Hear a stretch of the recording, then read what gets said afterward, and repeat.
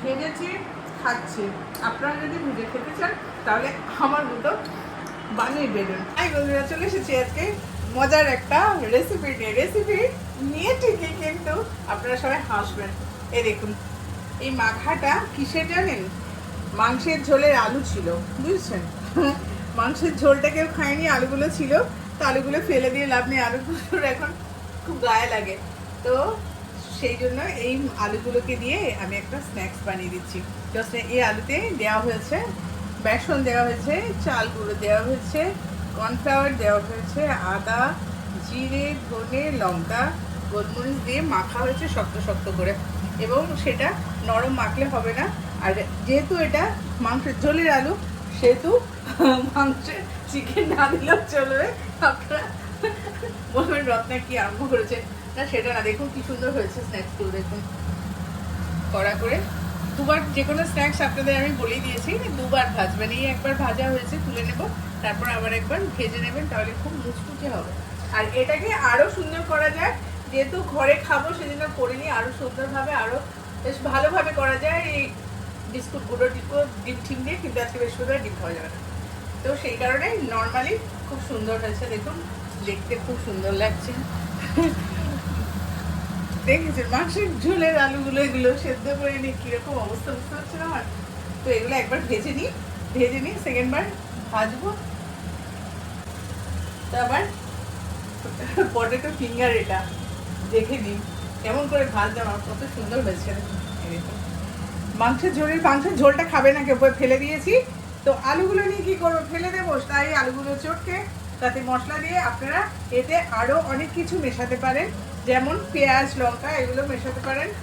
তো সেই জায়গা থেকে মিশিয়ে খেতে পারেন, টেস্টি করতে পারেন, কোনো অসুবিধা হবে না। তো আমি আজকে নিরামিষ বলে এটা নিরামিষভাবেই তৈরি করেছি, যদিও এটা মাংসের ঝোলের আলু, মনে রাখবেন নিরামিষ। তো না, টাটা করলে হবে না। তো এটা আমি স্যালাড দিয়ে সস নিয়ে বসে বলছি। আপনারা কিন্তু তরকারি বা ঝোলের আলু ফেলবেন না, এভাবে খেয়ে নেবেন। আর এটাকে টেস্টি বানাতে গেলে আপনারা আবার এখানে পেঁয়াজ, রসুন অ্যাড করতে পারেন, সঙ্গে যা ইচ্ছা মিশিয়ে এটা বানাতে পারেন। আমি খুব সহজভাবে নর্মাল একদম যাতে নষ্ট না হয় সেই জন্য করে খাচ্ছি। তো আপনারাও এটা এইভাবে খেতে পারেন।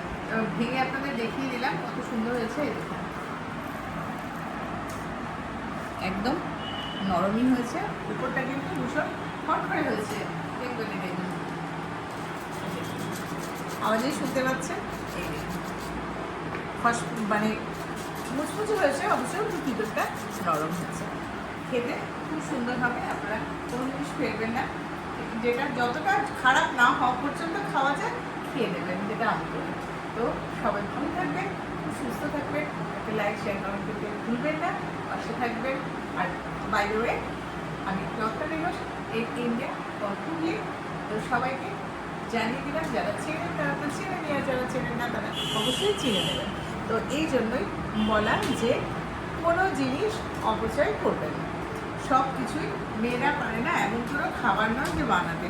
তাই বলছি যে এই আমি যেমন ঝোলের আলু দিয়ে বানিয়েছি, আপনারা তরকারির আলু দিয়েও বানাতে পারেন, কিংবা যে সবজি মানে ভেজ বানানো যায়, মানে চপ টাইপের এই বানানো যায়, সেসব ভেজিটেবল নিয়ে বানাতেই পারেন, কোনো অসুবিধা হবে না। তো সেগুলো খেয়ে নেবেন, ফেলে দেবেন না। আজ এই পর্যন্ত।